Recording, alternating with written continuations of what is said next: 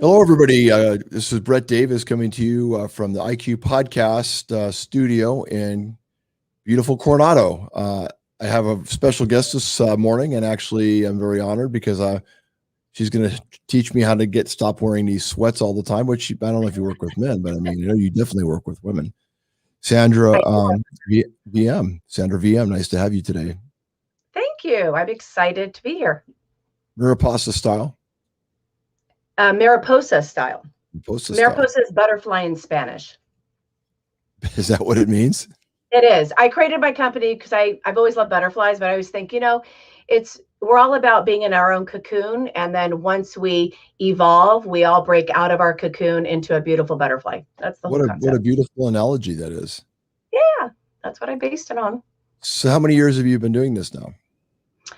Over 15, I've had my company. Wow. A long time. Yes. So let's go to your roots. You're originally from Phoenix? I am born and raised, second generation. It's a beautiful city. It's great. I'm a true zonie, but now I'm a Diegan. I lived there for a period of time. I worked at the Phoenician Resort. Oh my gosh, when? Because I pre-opened it with Charles Keating. Oh, mine was after. Mine was in like 96, 97. How funny. What a small world. My hotel career started at that's a whole nother career, but I had great training. At the Phoenician. I had phenomenal training there. They taught me a lot of things. A lot of the skills I have today are because of that job. Absolutely. What department were you in? I was kind of like a high-end concierge. I would deal with the high-end clientele that would come in. I was a concierge. I cannot believe it. The same hotel. What a small world. Great experience. Wow. Oh, you understand. I mean, that was just an amazing career to start off with. And there's so many varieties of things coming from that you can do. Absolutely. I actually apply a lot of my concierge skills into my styling. I should actually change myself to style concierge because it's basically solving problems, just doing it through clothing. That's a specialized job that I think is like having a degree in itself. Absolutely. And there's skills that, you can learn them, but I really feel like people are kind of born with that can-do attitude and problem solving. Yeah, it's a specialized job. So so let's talk about Phoenix. So you're in Phoenix. Let's start right before college. What did you think you were going to do? Well, funny enough, I am one of those that I never really changed my thought. I mean, like second grade, I thought I was going to be a flight attendant. And back in those days, they said stewardess, and that was only because one came to our school and I just thought she looked so glamorous. So it was always based on, I loved her uniform because back in those days, they actually had like cute uniforms. Right. But the funny thing with that is that they actually had a height requirement. And remember, this is second grade, it's like early 70s. And I knew I was not. I've always been vertically challenged. I was like, gosh, I'm not going to be able to even be a flight attendant. But anyway, I would say really early on, I grew up watching with my mom and dad a lot of the older movies. So that all Hollywood glam. And that just really stuck with me. At the time, as I grew older, I thought, well, maybe I'll work on movie sets and do like costume design because I really like the history of fashion as well and how things have, become what they are. But, I've always been interested in it. I always kind of knew I was going to do something fashion. At the time, styling wasn't a thing. So I knew it was going to be a thing with fashion. I just let it flow naturally and organically into what I'm doing now. So you decided to go to college, and this degree that you went after. Let's talk about that because I've never heard of that degree before. I know I didn't make it up. So I have a Bachelor of Science degree, BS degree in textiles and clothing, but I minored in BS. Yes, yeah, Bachelor of Science, not the other word. Yeah, some people might, but no, it was a legit major. I actually had to take chemistry because, which I was like, what? This has to do about clothing, but about textiles. And so we had to learn a lot about the fabric. And, I learned a lot about construction. What I did learn is all what I'm not good at, and that is sewing. I'm a good mender, but I had the idea in my head of what I wanted to design, but I could not for the life of me. Uh, I had to construct it, but I wasn't happy doing it. So I knew my strength was having the idea and putting it all together. And, that was a lot of that with what I went to school with. But I minored in business because I really felt that at some point I knew I wanted to own my own business doing something. Maybe it was a store, maybe, whatever it was going to be. And I think anyone should take business classes.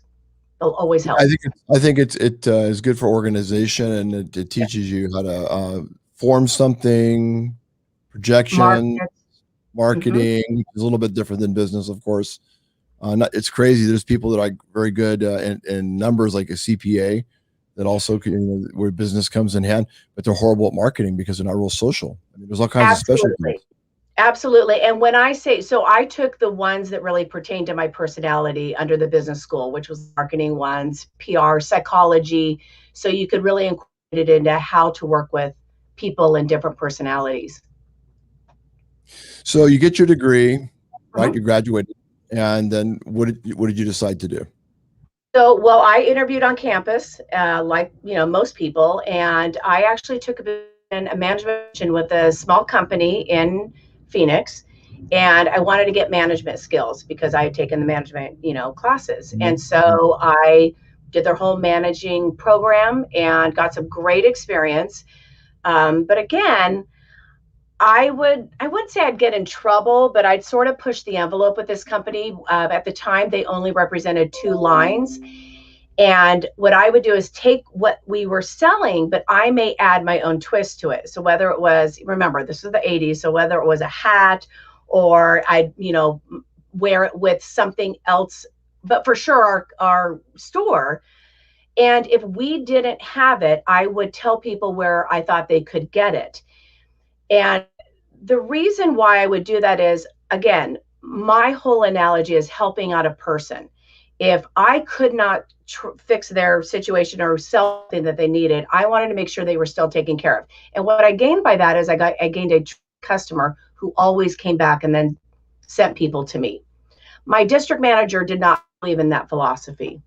We always made our number. I don't know why I got so hung up on that. Anyways, but yeah, so I started there. I think that's a very important part of business because you remember the movie The Miracle on 34th Street? Yes.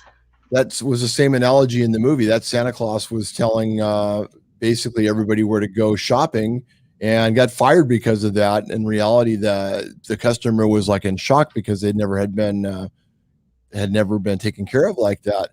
And that also kind of happened in the auto industry in the 80s. There was always about the hard sell, and then the Japanese salespeople, I don't know if you're familiar with any of this, were basically helping the customers the way you were. And so it brought in, and the original person that developed that tried to bring that to the automobile industry in the United States, and they laughed at him. And Toyota started doing it, and Nissan, and they just cornered the market in the 80s because of a different technique of making the customer come first over everything else. I did not know that. But it makes sense. I always had the philosophy, I want people how I want to be treated, the rule, right? And so it pertains to what I do for a living. I personally would hate going into a store, and having someone just become a leech on me. It would actually make me want to walk the store. So, and I really made a fun environment. And the good news is I got some great skills. I managed a group of 12, most of them are high schoolers, because let's face it, it was retail. And back in the 80s, that's what everyone, high schoolers would be working for you. But I learned a lot, but I also learned that was not going to be my forever love. And at the time, I thought I might evolve into buying because, again, styling wasn't a thing then. Designers were dressing stars and whatnot directly. And there might have been a couple beginning stylists, but they were only working with celebrities. So again, it wasn't in the forefront. Well, I think the timing was perfect for what you did. So give me an example of some of the clients that you work with now, other than, because you have a Oh my variety, right, goodness. that you work with. Absolutely. I call it generational. I mean, so, and it covers every gender. So when I started back 15 years ago, I concentrated on women because it just was a natural at the time, just kind of, even though, let's face it, my husband, 30 plus years, I've been dressing him. He's now a natural, but early on, always had a male client in the house. But no, I started with women and really evolved because I'm all referral based, and be husbands next or their boyfriends or their others, and then it would evolve into their children and their sons and daughters. And say my youngest has been 12, oldest 85, 86, and then everything in between. So now I dress anyone, and I work with companies too. I do a lot of dress code and write them because I've had experience in a Mhm. management position in a different industry, and I help get people to where they need to be with regards to work. In fact, that's a big, big, big, big trend right before COVID, because especially California, we were all evolving into more of a business casual, and that was Uh-huh. it went from just Fridays to all week now. Right. And um, and then now since COVID, now it's really become casual. So there's a lot of companies that are struggling with how do we get across? We want you to be comfortable and feel good, but you still need to look professional and put together. So that's where I come in and kind of help them out. So it's evolved over the years. I pack for people. I style them for itineraries, business or You personal, and pack then actually pack for them. you packed your suitcases. Yeah, So I do. this is what you're going to need for this trip. This is the colors you should be wearing. These are the shoes you should take. Well, oh, absolutely. I mean, like, I literally look at their itinerary. So whether it's a cruise itinerary, where they're going, I research the weather, and I make the list. I put the outfits together, take pictures, pack their jewelry so they know exactly at their phone or their iPad and be like, oh, this is what I'm wearing. This is what I'm wearing. It's all packed. Yeah. What a nice service. Yeah. Again, I'm like a concierge. It goes back to the good old days from because at the time I started my business, I didn't think I'd be packing for people. But if someone does not want or doesn't know how to take the time or gets frustrated with it, I look at Mhm. that's where I'll come in and help them. So, in your mind, how important is dress, and why? Oh, I cannot stress enough. To me, it is who you are on the inside and a great way to just kind of project that on the outside. It's a way to achieve things, whether personal or business. A lot of people don't realize that people make an impression within 7 seconds. And personally, I think now since COVID and Zoom and Microsoft Teams, that's now about 3 seconds. And you're making an impression based on your dressing style, your mannerisms, your body language, and your overall appearance. Four things. Basically, it's how you look and it's how you feel. And so how confident do you feel in with what you're wearing and how that's projecting and coming across? So I think it's These really important. for men and even possibly for women. In the '80s, it was all about the suit. It was all about how you were put together. I mean, I think more than now, in a different way, of course. But then you get these CEOs like Zuckerberg, who's wearing a hoodie and dressing down beyond Yes. anything. It's just like, and then you got people like, and I'm not knocking them, by the way. It's an analogy. And then you've got somebody Oh, like a what was the guy that started Microsoft? I mean, not Microsoft, Apple. Jeff? No, that was Amazon. Oh, Amazon. Sorry, Jeff Bezos. No, Apple was Steve Jobs. Oh my He's another God. one that's very simplistic Turtleneck. in the way that they do things, and Yeah. and so um, not a really good fashion statements, are they?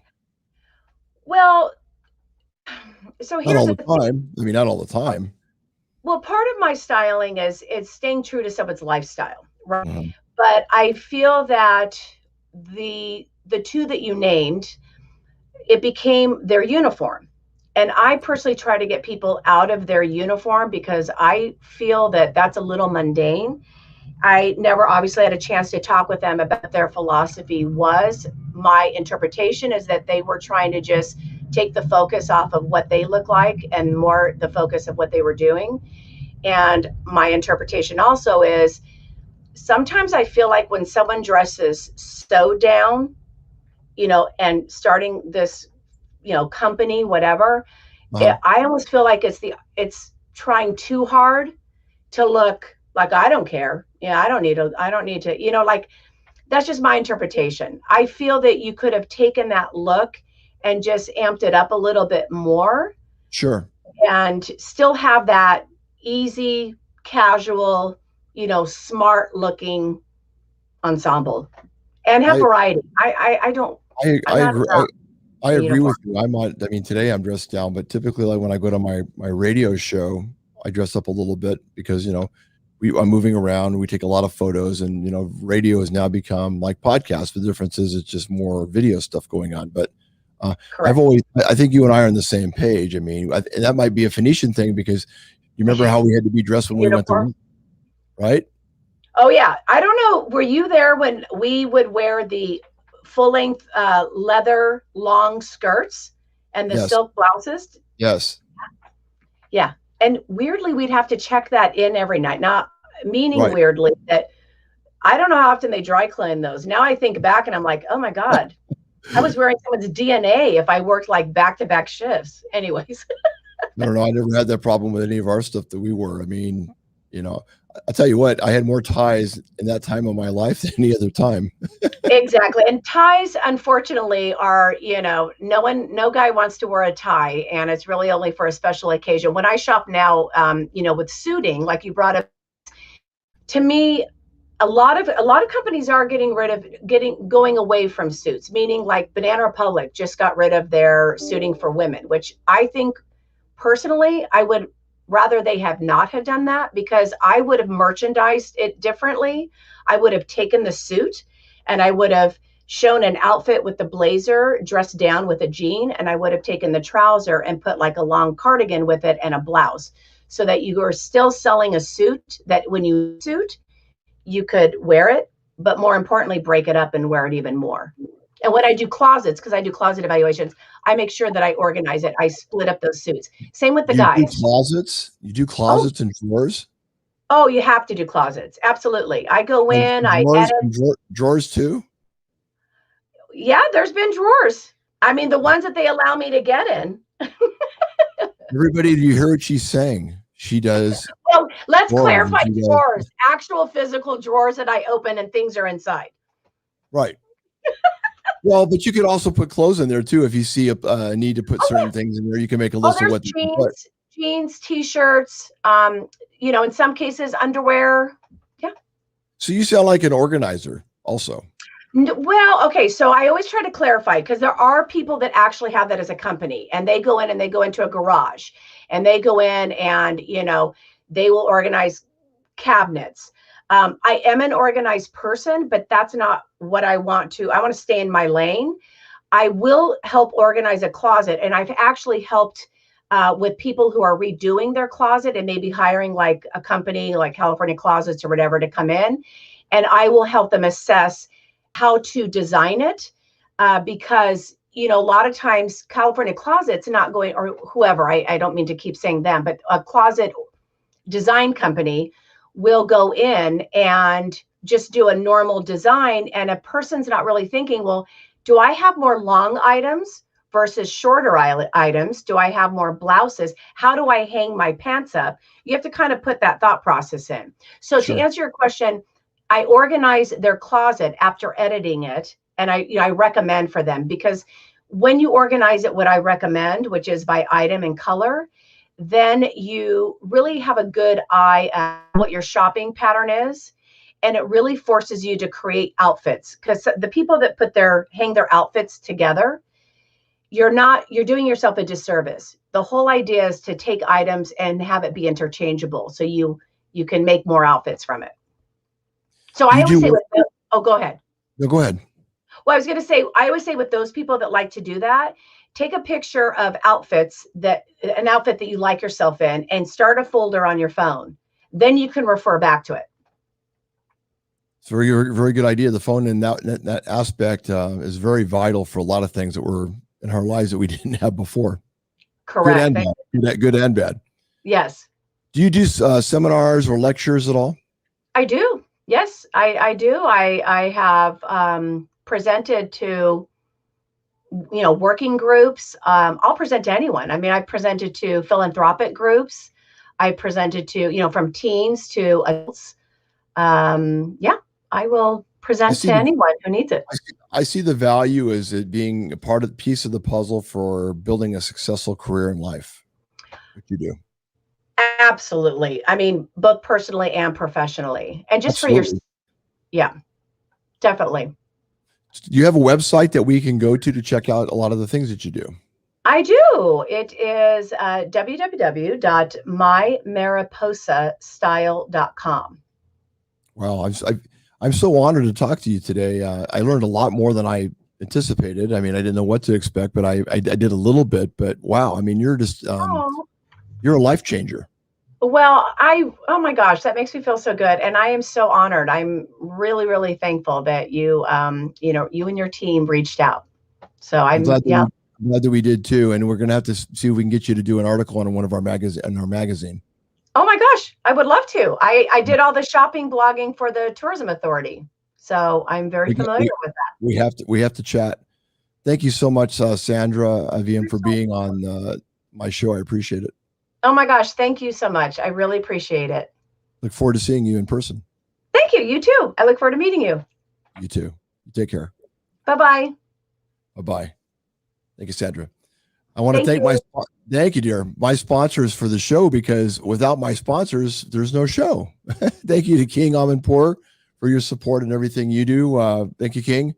Sequan Casino and Resort. Thank you again for what you guys are doing. Look forward to doing our Teachers Academy Award event coming up in April. It's going to be a good shindig. I don't know if anybody even knows what shindig is anymore. I also like to thank, of course, Indian Motorcycle of San Diego, the gym, and everything they do to honor our law enforcement officers and first responders of the month. And Serrano's in Coronado. Phenomenal Mexican food. You will love it. And really good margaritas. And last but not least, IB Fitness. Thank you so much for what you do, Marina. And to everybody out there, thank you so much and have a good day.